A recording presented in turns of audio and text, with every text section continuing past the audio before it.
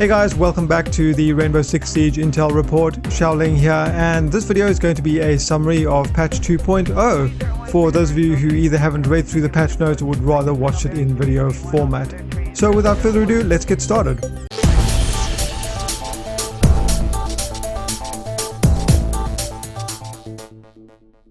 So first up we have balancing.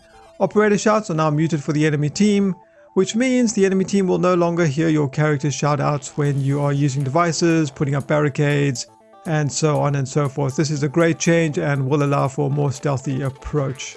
Defender objective rotation for ranked and custom games.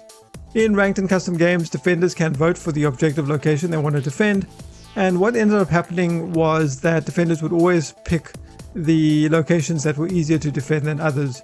And Ubisoft believes that will make it more competitive and interesting to force variety upon the defenders. So, with the implementation of this patch, the defending side, if the team wins an objective location, they won't be able to pick it again until they've won the other remaining locations. If the match goes into overtime, all objective locations become available again. So they've reduced the bullet trail intensity for all weapons in the game, with an additional reduction for suppressed weapons, which will allow for a stealthier approach. They believe this tweak will make silenced weapons more useful, as the damage reduction trade-off will now be more worthwhile on top of the sound reduction. They've also increased the flashbang range effect, so they're roughly doubling the range of flashbangs, making them more effective. So they've reduced the noise levels of multiple defenders' gadgets. For example, with Mute's jammers, they are considerably lower in volume for defenders, and they've also reduced the verticality of its sound, so you won't be able to hear it from 2 floors up or down anymore. Also, the electricity noise from Bandit's electricity batteries have been reduced, as well as the noises of Kapkan's trap. Reinforced walls and castle barricades now block bullets while being deployed. It used to be possible to get shot while deploying reinforced walls and castle barricades, even if it seemed to be covering the players. From now on, there will be collision on those surfaces even during deployment, and therefore bullets will be stopped. They've also added a shotgun to Thatcher's loadout options, the English shotgun M590A1 to his loadout options, and they've also removed Bandit's unique gadget's electricity damage on the hostage. Moving on to player comfort. They added map and mode name display during loading and planning phases screens, and they've reduced the screen dust effect, which occurs when surfaces break or explosions occur, so it will be less intense and occluding for nearby players. They've also altered the matchmaking timer display counter, so now it counts up to the estimated time instead of down. And they've fixed weapon damage numbers in the menus. They've changed the damage numbers in the menus according to light armor values. Okay, moving on to playlist changes. Individual spawn location selection for the attackers in ranked and custom game settings. In ranked and custom games, each attacker can now select their own spawning location instead of having to vote as a group. They say this will give more flexibility on approaching the building and will also greatly reduce the amount of instances in which players get picked off as a group by the defenders right as the action phase begins. Read team spawn killing. Ranked population repartition tweak. They say their data tracking shows that the upper ranks, that's gold, platinum and diamond, are less populated than expected, and they therefore have reworked how players are distributed through the ranks. So this means that players will see their ranks change instantly after the February 2nd update. So on the screen you can see how the rank distribution was before the patch, and below you can see the rank distribution as it is now with this recent update. Anyway, they continue to say that they're going to closely monitor the rank repartition as it evolves over time, and will be doing some additional tweaks if needed. They've also tweaked the ranked fluctuation parameters. So from now on, players ranked Silver 3 and below will have a higher fluctuation rate compared to the ranks above that threshold.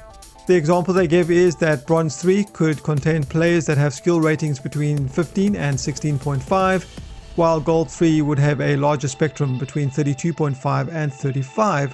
The intention behind this is that players from the lower ranks can climb out of them faster.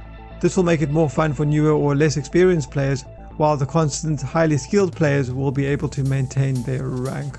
I've put a link in the description below with regards to more about how the ranking system works for those of you who are interested in checking that out. Moving on to other improvements. The tactical board has had some improvements. There is now an autosave feature for the tactical board. They say though, just make sure that you notice the autosave text popping up on top of the tactical board before exiting the screen.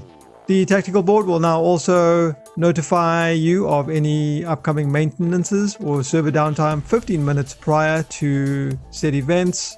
Texts are now easier to select and edit. Numerous bug fixes for the tactical board. Fixed an issue preventing users to validate the removal of the tactician. Fixed an issue making undo/redo action sometimes unresponsive.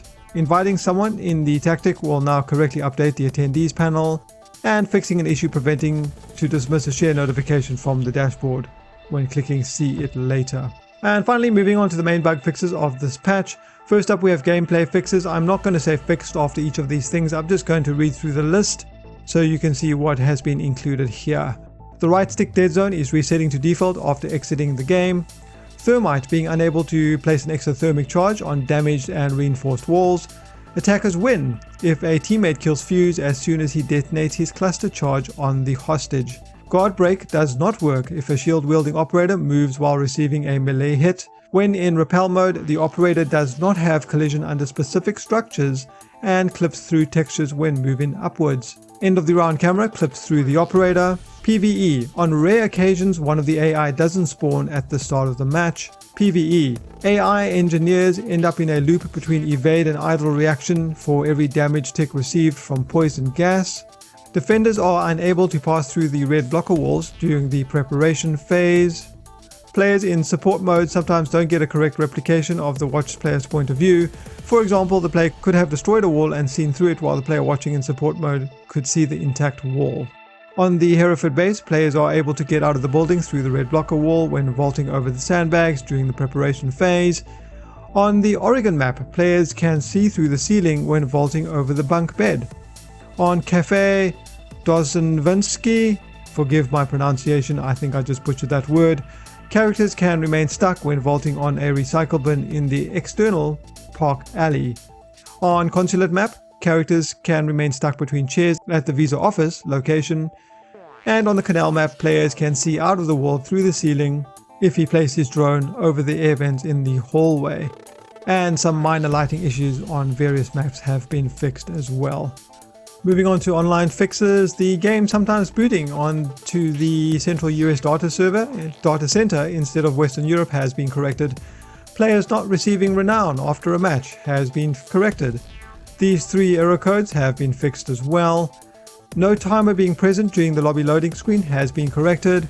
Players getting indefinitely stuck on a loading screen when joining in progress if a player of the same game got killed and then quit the lobby first has been corrected.